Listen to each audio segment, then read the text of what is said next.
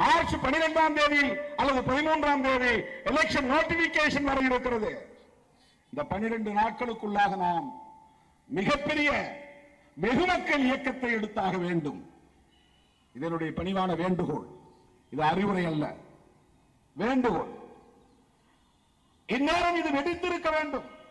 தேசிய அளவில் சாதாரண மக்கள் போராடி கொண்டிருக்கிறார்கள். எதிர்க்கட்சிகள் அனைத்தும் ஒன்று சேர வேண்டும்.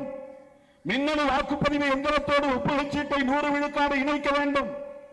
அதில் தில்லுமுள்ளு நடக்காது என்பதை உறுதிப்படுத்த வேண்டும்.